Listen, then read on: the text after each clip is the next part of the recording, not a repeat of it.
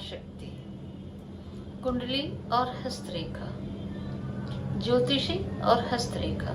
हम अक्सर इसकी चर्चा करते हैं कि कौन सही है, कौन आसान है, कौन गलत है नहीं कह सकते, क्योंकि ना ज्योतिष शास्त्र गलत है, वह तो हमारे वेदों का अंग है। जो हमारे वेद है उसके 6 अंग हैं: शिक्षा, कल्प, व्याकरण, ज्योतिष और छंद। तो उसके अंग अगर ज्योतिष है तो गलत हो ही नहीं सकता, वो विज्ञान परक है।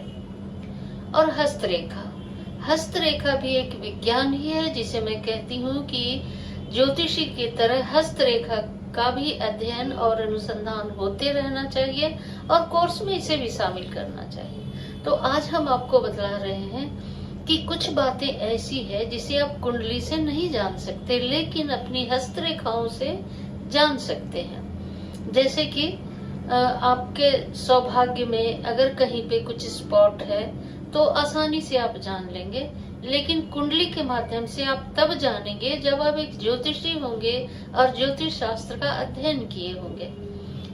अधूरा ज्ञान कभी भी सही नहीं होता है, तो थोड़े बहुत ज्योतिष पढ़कर इस पर विचार ना करें, अनुसंधान ना करें, अन्यथा मन परेशान हो जाएगा, क्योंकि आप सही आकलन नहीं कर पाएंगे।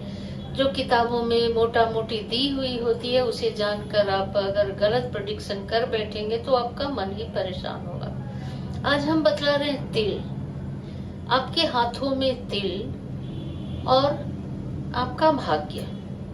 तो देखिए, अक्सर मेरे पास आता है, आज भी मेरे पास एक व्यक्ति आए थे जिनके हाथों में तिल था और उसे लेकर वो बहुत परेशान थे कि यह तिल आ गया है, अब हम क्या करें, मेरा तो भाग्य ही साथ नहीं देगा। तो इस पर हम थोड़ा चर्चा करते हैं आपसे। जैसे कि देखिए, आज फिर हम एक हथेली की तस्वीर आपके सामने लेकर आए हैं। ये हथेली है, इस तरह से हाथों में मोटा मोटी रेखाएं होती हैं जो सभी की हथेलियों में होती है। ये भाग्य रेखा, ये जीवन रेखा, ये हृदय रेखा और ये मस्तिष्क रेखा। तो इसी से बहुत सारे आकलन किए रहते हैं। तो अगर आपकी हथेलियों में तिल है तो देखिए कि वह तिल कहाँ, काले तिल की चर्चा मैं कर रही हूँ। लाल तिल का फल थोड़ा कम हो जाता है। जैसे कि मान लीजिए काला तिल आपके स्वास्थ्य को अशुभ कर रहा है, प्रभावित कर रहा है, तो लाल तिल थोड़ा कम प्रभावित करेगा। तो यहाँ काले तिल की चर्चा मैं कर रही हूँ। लाल तिल का भी वही फल होता है, लेकिन थोड़ा उसका इफेक्ट कम होता है। तो जैसे कि मान लीजिए ये रेखा है और आपके कहाँ पे तिल है, इस बात को आप ध्यान से देखिए। अगर आपका तिल किसी भी रेखा के ऊपर है, किसी भी रेखा के ऊपर है, तो आपके लिए अनिष्टकारक है, उसका निवारण करना अनिवार्य होगा, जो आपको एक अच्छे जानकार एस्ट्रोलॉजर ही बतला सकते हैं। अगर रेखा से कई सारी रेखाएं, प्रभाव रेखाएं होती है जो ऐसे जाती है, इधर जाती है, आप देखेंगे कि हाथों में जाल की तरह रेखाएं होती हैं। तो कहीं पर भी अगर रेखाओं पर तिल है तो उसका प्रभाव पड़ता है। अगर रेखाओं से हटकर तिल है तो उसका प्रभाव कम पड़ता है। एक चीज और जानिए, अगर आपकी हथेली में रेखाएं हैं और इस तरह से अगर आप मुट्ठी बांधते हैं और मुट्ठी के बाहर तिल है तो उसका प्रभाव भाग्य पर कम पड़ता है, स्वास्थ्य पर पड़ता है।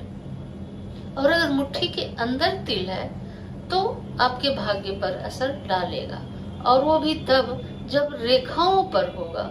रेखाओं से हटकर जो तिल होता है वह उतना प्रभावी नहीं होता है। तो इस तरह से आप स्वयं अपने हथेलियों में देखिए, आपके हथेलियों में कहाँ पे ब्लैक तिल है, आप उस पर निर्णय लें और किसी अच्छे एस्ट्रोलॉजर से मिलकर उसका निवारण करवा लें। तो आपको कैसी लगी यह जानकारी, आप मुझे जरूर कमेंट बॉक्स में करके बताएं। मुझे इंतजार रहता है आपके कमेंट्स का, ताकि मैं उस दृष्टि से आपको कुछ बतला सकूं। और मेरे साथ आप इसी तरह बहुत प्यार और स्नेह से जुड़े रहें, और जुड़े रहने के लिए मेरे चैनल को लाइक कर दें, शेयर और सब्सक्राइब भी कर लें। बेल आइकन दबा दें ताकि आपको मेरा नोटिफिकेशंस मिलता रहे। धन्यवाद।